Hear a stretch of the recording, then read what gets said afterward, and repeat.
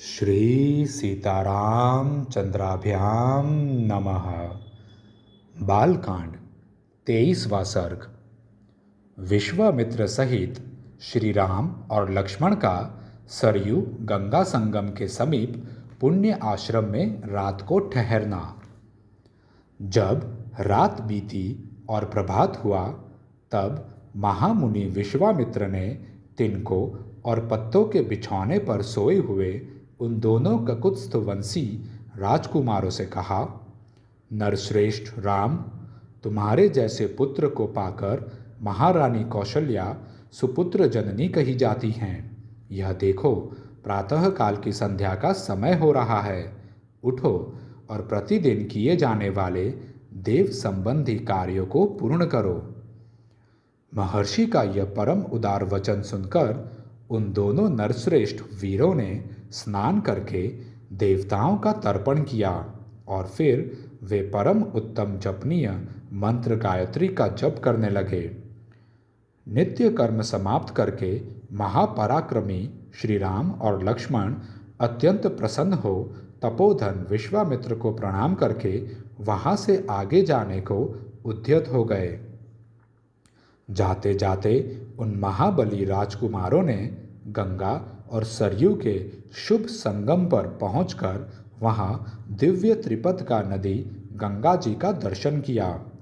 संगम के पास ही शुद्ध अंतःकरण वाले महर्षियों का एक पवित्र आश्रम था, जहां वे कई हजार वर्षों से तीव्र तपस्या करते थे।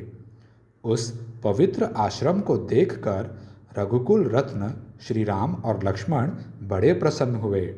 उन्होंने महात्मा विश्वामित्र से यह बात कही, भगवान, यह किसका पवित्र आश्रम है और इसमें कौन पुरुष निवास करता है? यह हम दोनों सुनना चाहते हैं। इसके लिए हमारे मन में बड़ी उत्कंठा है। उन दोनों का यह वचन सुनकर मुनि श्रेष्ठ विश्वामित्र हंसते हुए बोले, राम, यह आश्रम पहले जिसके अधिकार में रहा है उसका परिचय देता हूँ। सुनो।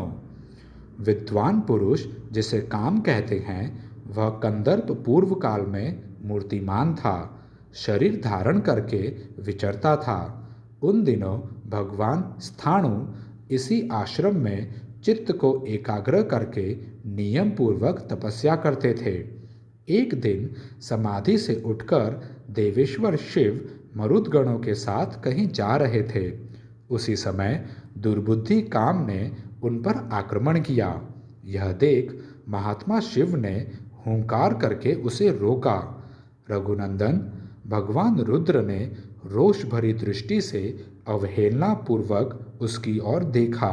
फिर तो उस दुर्बुद्धि के सारे अंग उसके शरीर से जीर्ण शीर्ण होकर गिर गए। वहां दग्ध हुए महामना कंदर्प का शरीर नष्ट हो गया। देवेश्वर रुद्र ने अपने क्रोध से काम को अंगहीन कर दिया। राम, तभी से वह अनंग नाम से विख्यात हुआ।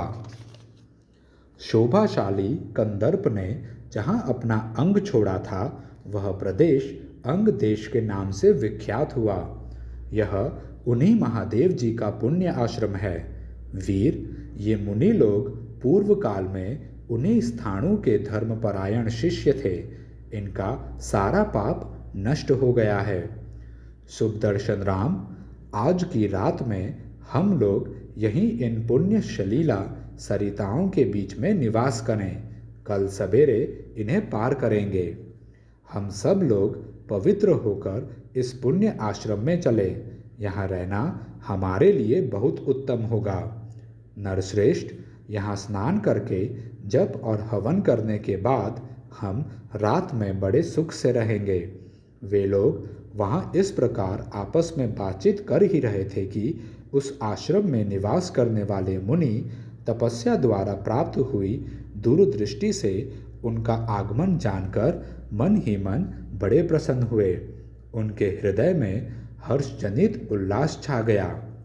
उन्होंने विश्वामित्र जी को अर्घ्य, पाद्य और अतिथि सत्कार की सामग्री अर्पित करके श्री राम और लक्ष्मण का भी आतिथ्य किया।